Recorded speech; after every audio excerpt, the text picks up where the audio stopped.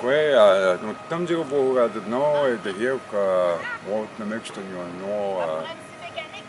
Bonjour à tous. Mon nom est Namasso, la nation Innu, Première Nation du Canada, First Nation. Je pense que dans son importance dans la vie, il faut aller de l'avant avec le désir qu'est-ce qu'on veut amener à nos enfants. Un désir qui est cher, comme nous autres, on a des gens qui gèrent notre pays, mais qu'on veut aussi se prendre en main au niveau de la gestion. On est en train de prendre le niveau de la gestion des pêches, la gestion des forêts, la gestion des mines.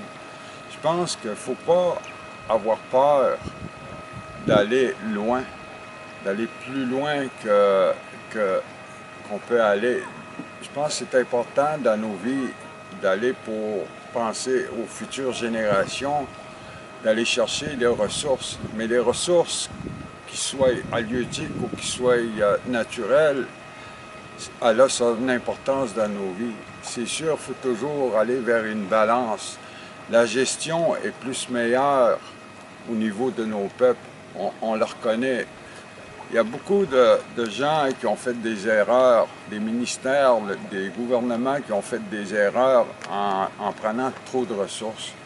Mais si on peut venir qu'un jour à gérer, à faire de la gestion, ou même gouverner un pays, le pays se comporterait mieux parce qu'on pourrait partager la ressource entre les peuples, entre les nations aussi qui résident ici pour une bonne gestion. Nous autres, qu'est-ce qu'on veut comme peuple autochtone? On veut juste qu'on soit autonome, l'autonomie. On est capable de se gouverner. Pendant des milliers d'années, on s'est gouverné. On s'est gardé, on s'est nourri, on s'est habillé. Puis on a eu des lois aussi. On a eu des lois, des règlements, on les a suivis. Chacun des peuples qui sont des peuples qui ont été enlevés par un gouvernement, ils nous ont mis comme des personnes de seconde classe, de seconde personne. Mais non, aujourd'hui, il faut aller vers de l'avant, puis aller selon nos capacités. On a de grandes capacités. On est des bons gestionnaires. Je crois qu'il faut aller de l'avant. Quand on a une chance d'aller vers l'avant, c'est dans notre cœur. Il ne faut pas avoir peur. Il ne faut jamais avoir peur d'aller vers l'avant. C'est parce que quand on va aller vers l'avant, c'est pour les générations futures qui aient leur place, qui aient leur bien, puis qui aient un sens à leur vie de dire que mon peuple s'est pris en main. J'ai mes amis ici qui sont haïtiens, qui se sont battus, qui se sont pris en main. Ils sont capables de faire une vie. C'est sûr, c'est dur, mais ils ont des choix à prendre. On a tous des choix à prendre pour avancer dans la vie, puis on est capable de gérer des ressources. Ayons pas peur. La peur, c'est quelque chose qui blesse nos peuples, qui blesse nos enfants. Soyons plus forts, puis regardons vers l'avant. Allons-y. Moi, je crois qu'il faut y aller. Il faut y aller vers une autonomie gouvernementale si on peut. Si on a la chance, juste une petite chance de la prendre, je vous conseille d'aller vers l'avant. Indépendance. Indépendance ne veut pas dire détruire ou saccager un autre peuple. L'indépendance veut dire de nouvelles formes de gestion, de nouvelles formes d'adaptation entre des peuples qui se sont peut-être mal formés, mal tournés. C'est réparatif. Moi, je dis que c'est réparatif, une indépendance pour les peuples. Parce qu'aujourd'hui, nos enfants pleurent, des mères pleurent, des gens pleurent pour la survie, pour la nourriture, pour tout. Et si on est capable de gérer en tant qu'Autochtones vous êtes des Autochtones, vous êtes des Premières Nations dans votre pays. Fait que prenez ça avec toute la sagesse que vous avez, puis faire de nouveau la nouvelle réforme, la nouvelle mode de gestion de la mère Terre. Faites en sorte que tout le monde, que tous les peuples soient bien avec cette indépendance-là. Parce qu'on va se sentir bien avec ça. Nos femmes vont arrêter de pleurer. Nos enfants vont se nourrir de plusieurs générations en avant. Il faut aller de l'avant, puis prendre qu'est-ce qu'on nous a été enlevé. Nous sommes, au même titre que vous, je crois, un peuple colonisé. Si je parle de mon village à moi, nous autres, le village a été fondé en 1862. 5 ans après est né le Canada, la Confédération, 1867. Mais nous, depuis ce temps-là, il y a eu la colonisation qui est arrivée. Nos grands-pères ont été tassés. Mais aujourd'hui, on est en pleine restructuration. On a cherché nos anciennes façons de faire. On progresse dans la guérison. En fait, on progresse beaucoup, beaucoup. On en parlait justement ce midi. On a perdu une génération. La génération, on vient de la voir. Nos enfants et nos petits-enfants aujourd'hui vivent comme vivaient nos ancêtres, mais dans notre époque. On ne peut pas dire vivre contre tes ancêtres, il faut que tu retournes en forêt. Mais il faut que tu vis avec ton époque, mais avec le même esprit de conservation. Aujourd'hui, comme je l'ai dit, on est en pleine restructuration. Il y a eu les colonisateurs qui sont arrivés.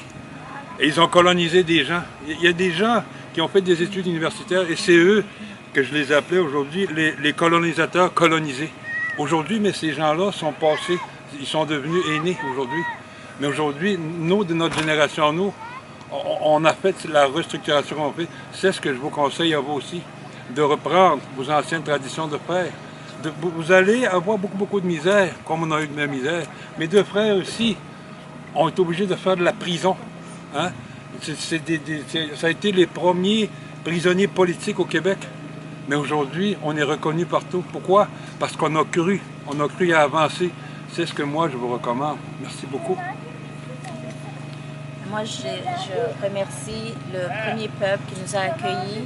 Puis un des enseignements, en fait, en 2 mots, c'est vraiment l'amour, mais dans le sens de ne pas avoir peur, l'amour dans le sens de l'ouverture, l'amour dans le sens de partage, puis ne pas avoir peur que les ressources, il y en a suffisamment pour que ce soit bien partagé.